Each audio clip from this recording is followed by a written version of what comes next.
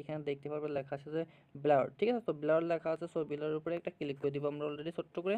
তো ক্লিক করে দেওয়ার সাথে সাথে দেখতে পারবে এখনো কাজটা হয়নি, সো এখনো এরকম আছে। সো এখন আমরা যে কাজটা সর্বপ্রথম করতে হবে, সো এখান থেকে দেখো লেখা আছে যে অটো, ঠিক আছে। এই অটোর উপরে একটা ক্লিক করে দিব অলরেডি।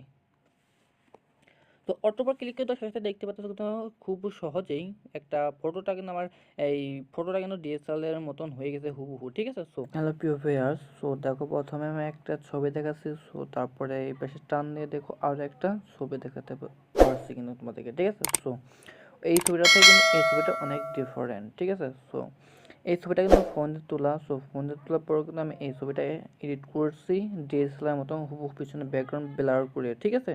সো চাইলে কিন্তু আপনিও আপনার হাতে থাকা স্মার্টফোনটি দিয়ে কিন্তু এইরকম ছবিগুলো ডিএসএলআর মতো ব্লার করে নিতে পারবেন যে কোনো ছবি এক ক্লিকে, ঠিক আছে। তো কীভাবে করবেন সেটাই দেখাবো আপনাদের কাছে। সো দেখো, সো দেখতে পাচ্ছ এইখানে ফটোটা কিন্তু ডিএসএলআর দিয়ে তোলা, সো ডিএসএলআর দিয়ে তোলার কারণে কিন্তু পিছনে ব্যাকগ্রাউন্ডটা ব্লার দিয়েছে, অনেক দামি একটা ক্যামেরা দিয়ে তোলা, তার কারণে কিন্তু ছবিটা এত সুন্দর হয়েছে, ঠিক আছে। তো তোমরা যদি চেষ্টা করো তাহলে কিন্তু এইরকম ডিএসএলআর এর মতো ছবি তুলতে পারবা আপনার তোমাদের হাতে থাকা ফোনটি দিয়ে এডিট করে নিতে পারবা তোলার পরে। তো কীভাবে এইরকম পিকগুলা এডিট করবা সেটা কিন্তু আজকে তোমাদেরকে দেখাবো, সম্পূর্ণ প্রসেসটা দেখবা।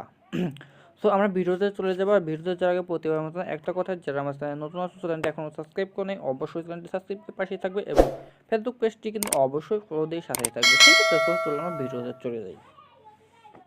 সো আমি স্ক্রিনে চলে আসছি। সো আসার পরে দেখতে পাচ্ছ আমি এখানে একটা অ্যাপস ইনস্টল করে নিয়েছি আগে থেকেই, সো আর ব্রাশ, ঠিক আছে। এই অ্যাপটা কিন্তু তোমরা প্লে স্টোরে গিয়ে সার্চ দেওয়ার সাথে সাথে এই অ্যাপসটা চলে আসবে। সো এই অ্যাপসটা ইনস্টল করে নেবে। সো আমি অ্যাপসটা ওপেন করে দিচ্ছি, দেখো এরকম একটা ইন্টারফেস শো করছো। এখন আমি একটা ফটো নিয়ে আসবো, চুজ করে ফটো নিয়ে আসবো, এখান থেকে গেলে লাইব্রেরি, ঠিক আছে। তো লাইব্রেরির উপরে একটা ক্লিক করে দিব অলরেডি আমরা।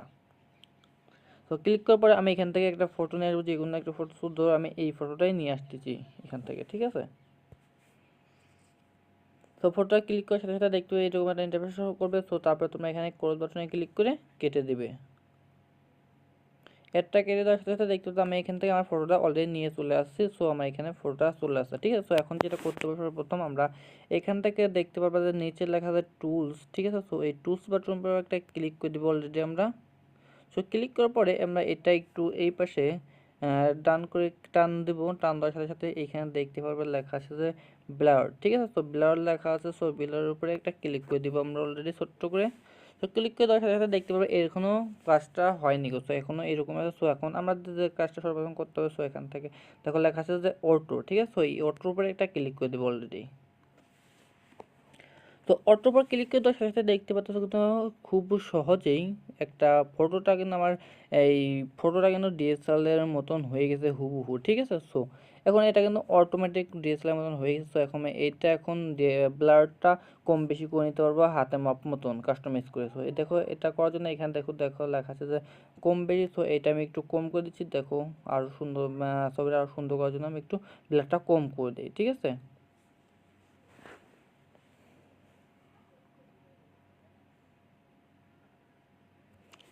সো আমি 13-তে রাখলাম। 13-তে রাখার পর দেখি কি হয়।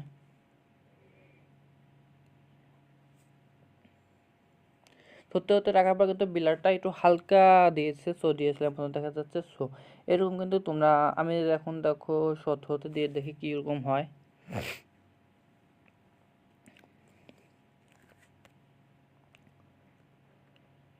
17-তে দেওয়ার পরে দেখতে বিলারটা একটু ঘন হয়ে গেছে বা এই বিলারটা একটু বেশি দিয়ে ফেলছে, ঠিক আছে। সো তোমরা কিন্তু এভাবে চাইলে কিন্তু তোমাদের ফটোগুলোতে অটো বিলার মেরে নিতে পারো, ফটোটা এডিট করে ফোনটা দিয়ে একটা পিক তুলে তোমরা কিন্তু ডিএসএলআর মতো হুবহু একটা ফটো এডিট করে নিতে পারো চাইলেই, ঠিক আছে।